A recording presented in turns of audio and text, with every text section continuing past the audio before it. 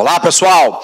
Nessa nossa aula, a gente vai discutir aí um tema de atualidades bastante interessante e polêmico, que diz respeito lá ao fim da condução coercitiva.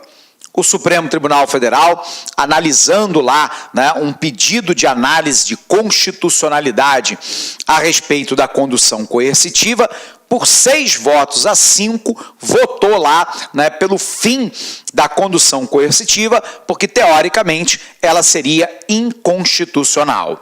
Então, vamos lá, vamos tentar entender um pouquinho a respeito dessa questão.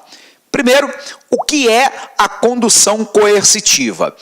A condução coercitiva normalmente é autorizada pelo magistrado em relação à polícia para que essa coercitivamente, ou seja, com o uso da força, faça com que determinada pessoa que esteja lá respondendo por um determinado processo, ela coercitivamente seja levada a depor.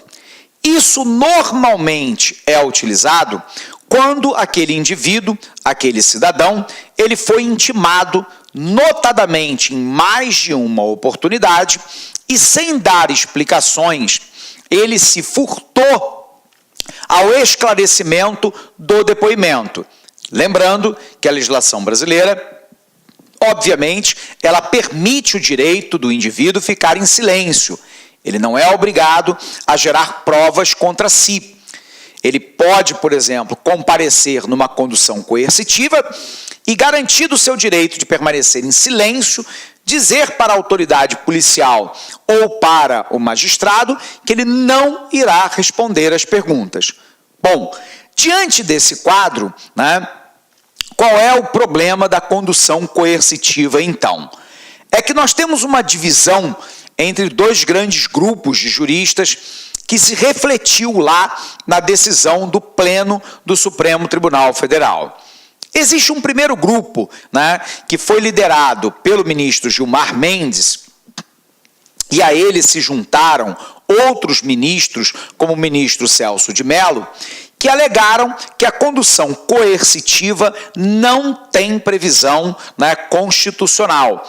Ela está presente lá num código de processo criminal, mas ela não teria amparo na própria Constituição. De que a condução coercitiva, ela lesa o direito do cidadão de permanecer em silêncio, de não gerar prova contra si. Ela lesa o princípio do direito de ir e vir do cidadão, porque compulsoriamente ele teria que ser levado para depor, mesmo que lá ele tivesse o direito de permanecer em silêncio.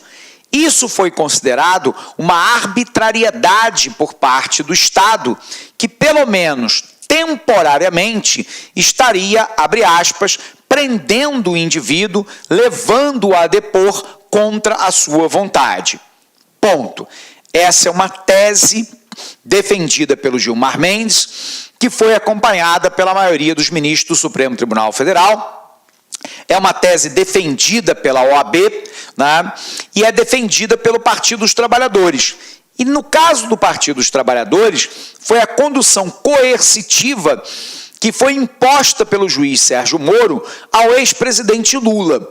E não é pelo fato simples, de que se tratasse da figura de um ex-presidente da República.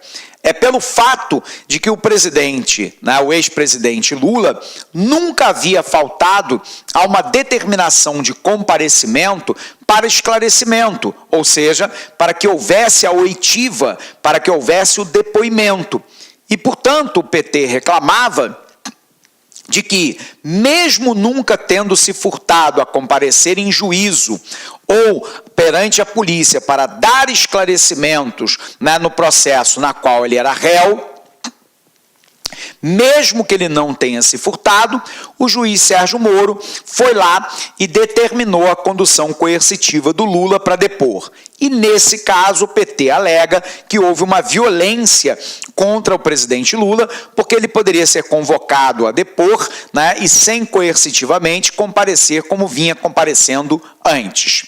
Bom, A tese do grupo jurídico do Gilmar Mendes, que foi vitoriosa no Supremo, é que a condução coercitiva não tem amparo na Constituição, é uma ilegalidade, é uma violência contra o cidadão, já que o cidadão tem o direito de permanecer em silêncio, ele tem o direito de não gerar provas contra si, e ele tem o direito à presunção de inocência, e, portanto, ele não pode, mesmo que temporariamente, abre aspas, ficar preso para poder gerar lá um depoimento de maneira coercitiva. Ponto. Do outro lado, vem um grupo liderado pelo ministro Edson Fachin, que foi acompanhado, pela ministra presidente, do Supremo, a Carmen Lúcia, e por outros magistrados. Segundo eles, de fato, não há previsão constitucional para a realização da condução coercitiva. Ele está previsto num Código de Processo Criminal.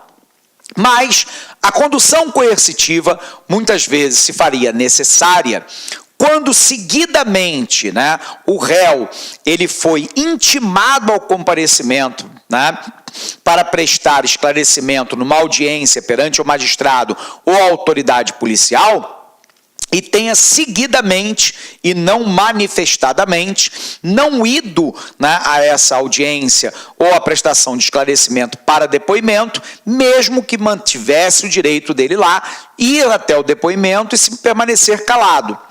Então, o Edson Fachin defendeu que o instrumento era um instrumento do Estado brasileiro para garantir que ele fosse depor, já que o depoimento faz parte do processo de instrução criminal e que, portanto, é um dever do cidadão. Olá, meus amigos, minhas amigas, sou o professor Luiz Antônio de Carvalho e com muito prazer, muita satisfação, estou aqui para apresentar a nossa super proposta pedagógica, fazer um convite muito especial para você que acabou de assistir essa nossa aula demonstrativa do concurso do MPSP, Ministério Público do Estado de São Paulo, para o cargo de auxiliar de promotoria. Gente, preste atenção, este concurso já foi autorizado, o edital deve ser publicado agora em 2018, inclusive eu, professor Luiz, eu estou muito confiante que esse concurso deve ser publicado em 2018.